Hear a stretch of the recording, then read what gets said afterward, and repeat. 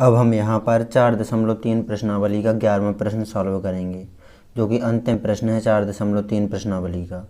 यदि आप संपूर्ण कक्षा 10 एनसीईआरटी गणित को हल सहित देखना चाहते हैं तो डिस्क्रिप्शन जरूर चेक करें। हमने संपूर्ण कक्षा 10 एनसीईआरटी गणित को हल कर दिया है। तो यहाँ पर दो वर्गों के क्षेत्रफलों का योग है 468 वर्ग मीटर। यदि उनके परिमापों का अंतर 24 मीटर हो तो दोनों वर्गों की भुजाएं ज्ञात कीजिए। तो हम सर्वप्रथम मान लेंगे, माना छोटे वर्ग की भुजा x मीटर, फिर छोटे वर्ग का परिमाप निकाल लेंगे। भुजा का 4 गुना होता है परिमाप, ये आप ध्यान देना। तो यहाँ पर सर्वप्रथम मान लेते हैं, माना छोटे वर्ग की भुजा x मीटर। अब छोटे वर्ग की भुजा x मीटर है। अब छोटे वर्ग का परिमाप निकाल लेंगे। परिमाप होता है भुजा का 4 गुना, ये सूत्र होता है। अब छोटे वर्ग का परिमाप भुजा का 4 गुना, तो ये 4x मीटर परिमाप निकल आया छोटे वर्ग का। अब बड़े वर्ग की भुजा इस प्रकार निकालेंगे, उनके परिमापों का अंतर 24 मीटर है। तो छोटे वर्ग का परिमाप है, इसमें 24 जोड़ देंगे तो ये बड़े वर्ग का परिमाप निकल आया, क्योंकि 24 मीटर का अंतर है उनके परिमापों का। तो यहाँ पर छोटे वर्ग का परिमाप 4x मीटर है, तो बड़े वर्ग का परिमाप हो जाएगा 4x प्लस 24 मीटर। तो यहाँ पर बड़े वर्ग का परिमाप बराबर 4x प्लस 24 मीटर। अब यहाँ पर छोटे वर्ग की भुजा आ गई। अब बड़े वर्ग की भुजा निकालेंगे, क्योंकि हमें दोनों वर्गों का क्षेत्रफल निकालना है आगे। फिर दोनों वर्गों का क्षेत्रफल जोड़ देना है और बराबर में 468 लिख देना है, क्योंकि दोनों वर्गों के क्षेत्रफलों का योग 468 है। तो यहाँ पर दोनों वर्गों की पहले भुजा निकाल लेंगे, फिर उनका क्षेत्रफल निकालेंगे, क्योंकि वर्गों के क्षेत्रफल का फॉर्मूला होता है वर्ग का क्षेत्रफल बराबर भुजा स्क्वायर। तो भुजा तो हमें चाहिए ही चाहिए है आगे। तो फिर निकाल लेते हैं हम बड़े वर्ग की भुजा और छोटे वर्ग की भुजा। तो x मीटर है, बड़े वर्ग की भुजा निकालेंगे। अब बड़े वर्ग की भुजा जो परिमाप होता है वह होता है भुजा का 4 गुना।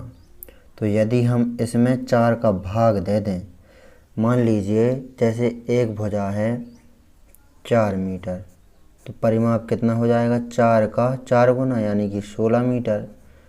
अब जैसे मान लीजिए परिमाप 16 मीटर आपको पता है, तो इसकी हमें भुजा निकालनी है, तो इसमें 4 का भाग देंगे हम। तो इसी प्रकार यहाँ पर परिमाप में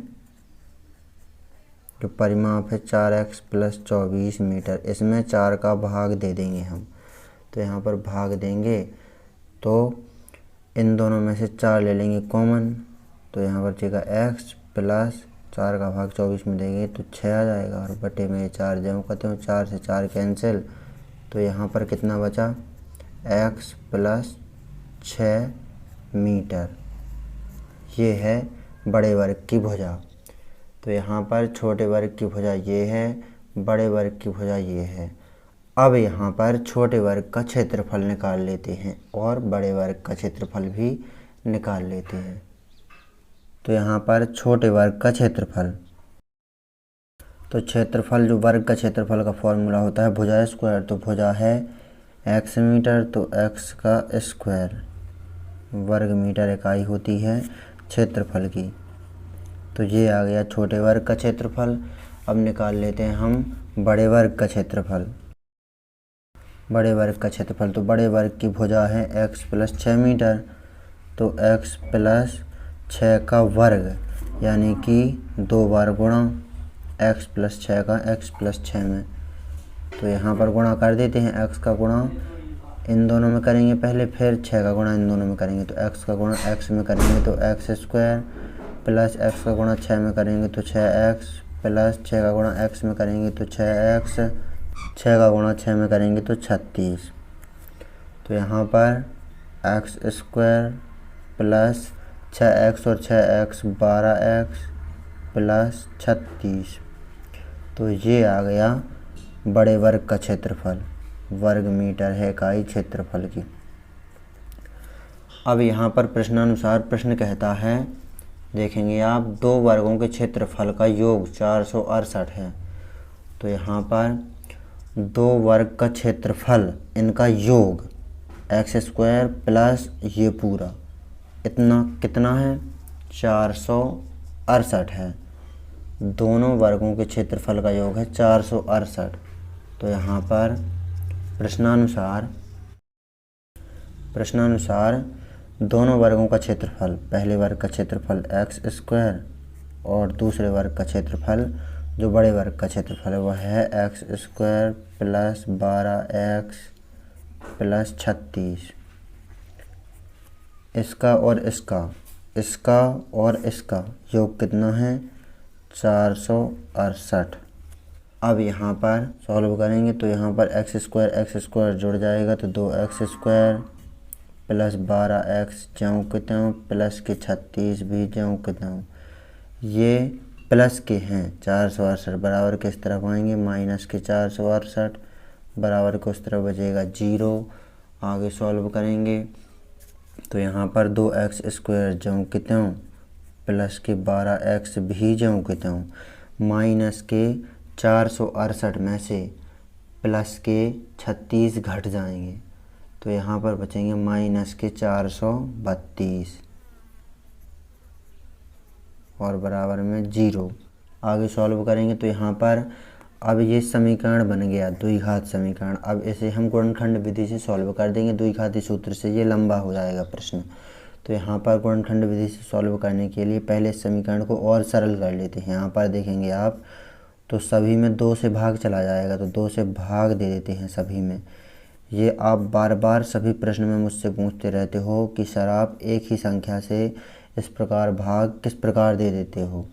तो मैं आपको बता दूं, ये नियम होता है, किसी भी समीकरण में आप समान संख्या से भाग दे सकते हैं। तो यहाँ पर समान संख्या 2 से हमने भाग दे दिया तो यहाँ पर 2 का भाग देंगे तो 2 से 2 कैंसिल, यहाँ पर बचा एक्स स्क्वायर प्लस का चिन्ह लगाया, 12x में 2 का भाग देंगे तो 6x माइनस का चिन्ह लगाया, 432 में 2 का भाग देंगे तो 2 दूनी 4, 2 एकम 2, 2 छंग 12, 216 आ जाएगा और बराबर में 0। अब इस समीकरण को हम, जो ये सरल करके समीकरण बना है, इसको हम गुणनखंड विधि से सॉल्व करेंगे। तो गुणनखंड विधि से सॉल्व करने के लिए हम बीच वाले पद को इस प्रकार तोड़ेंगे कि गुणा में आना चाहिए पहले और आखिरी पद के गुणनफल के बराबर।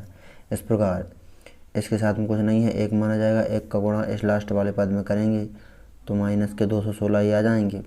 तो प्लस के 6x को इस प्रकार तोड़ना है कि गुणा में आना चाहिए माइनस के 216 और जोड़ में आना चाहिए 6x, वो भी प्लस के। तो यदि हम जो ये 6x है इसको इस प्रकार तोड़ दें, माइनस के 12x और प्लस के 18x, ये इस प्रकार पता चलता है हमें कि कितने कितने में तोड़ना है। ये आपको अंदाज़ा लगाना पड़ता है, गुणा भाग करना पड़ता है और जोड़ घटाना भी। तो यहाँ पर यदि हम 18x में से 12x को घटा दें तो 6x बच जाएंगी, तो वो हमें चाहिए प्लस के। और यदि हम माइनस के 12 का गुणा प्लस के 18 में करें इस प्रकार, माइनस के 12 का गुणा प्लस के 18 में, माइनस का गुणा प्लस में होगा तो माइनस, 18 दूनी 36 की 6, हासिल आई 3, 18 एकम 18 और 3 21, तो माइनस के 216 आ जाएगा। तो इस प्रकार हम माइनस के 12x प्लस के 18x इस रूप में इस प्लस के 6x को तोड़ सकते हैं। तो तोड़ देते हैं, एक्स स्क्वायर ज्यों का त्यों, माइनस के 12x प्लस के 18x माइनस के 216 और बराबर में 0। अब हम यहाँ पर दो दो के जोड़ों में संख्याएं कॉमन ले लेंगे। तो इन दोनों में से संख्याएं जोड़ों में कॉमन लेंगे तो x ले लेंगे इन दोनों में से, तो यहाँ पर बचेगा x, माइनस का चिन्ह, यहाँ पर x कॉमन ले लिया तो यहाँ पर बचेंगे 12। अब इन दोनों में से लेंगे प्लस के 18 कॉमन, तो यहाँ पर बचेगा x, माइनस का चिन्ह लगाया। अब यहाँ पर 216 में 18 का भाग देंगे तो 18 एकम 18, 21 है यहाँ पर तो 18 एकम 18, 3 बचा 36 हो गया, 18 दूनी 36, तो यहाँ पर 12 आ गया। यहाँ पर भी x माइनस 12 है, यहाँ पर भी x माइनस 12 है, इसको कॉमन ले लेंगे तो x माइनस 12 ये कॉमन लिया तो यहाँ पर बचा x प्लस 18। पर बराबर में बचा 0। अब दोनों के बराबर में 0 ले लेंगे, तो यहाँ पर x माइनस 12 बराबर 0, x प्लस 18 बराबर 0। पक्षांतरण कर देंगे, माइनस के 12 बराबर को उस तरफ जाएंगे प्लस के 12 तथा प्लस के 18 को बराबर को उस तरफ भेज देंगे माइनस के 18। तो जो संख्या माइनस में है वो है अमान्य। तो यहाँ पर x का मान आया हुआ है 12। ये ध्यान देना आप, x का मान कितना आया हुआ है 12। अब हम ऊपर चलेंगे, हमें दोनों वर्गों की भुजाएं चाहिए, तो वो ऊपर हम आपको इस x के मान 12 से अच्छी तरह से समझा देंगे कि भुजाएं कितनी निकली हैं। तो ये आपने x का मान 12 याद कर लिया। अब चलते हैं ऊपर, जो हमने माना था प्रश्न में। यहाँ पर x का मान 12 है, ध्यान देना। तो यहाँ पर देखेंगे आप, छोटे वर्ग की भुजा मानी थी x, तो x का मान आया हुआ है 12। तो 12 मीटर आ गई छोटे वर्ग की भुजा। एक आंसर ये है हमारा 12 मीटर, ये आप नीचे लिखेंगे। और बड़े वर्ग की भुजा ये आई थी x प्लस 6 मीटर। तो यहाँ पर x की जगह पर x का मान जो 12 आया हुआ है वो, और प्लस में 6, तो ये कितना होता है 12 और 6 18 मीटर। तो ये दोनों हमारे आंसर आ गए कि बड़े वर्ग की भुजा 18 मीटर, छोटे वर्ग की भुजा 12 मीटर। तो इस प्रकार आपको इस प्रश्न को अच्छी तरह से सॉल्व कर लेना है। परीक्षा की दृष्टि से बहुत अधिक महत्वपूर्ण प्रश्न है, तो आप इस प्रश्न को नोट कर लीजिए अच्छी तरह से।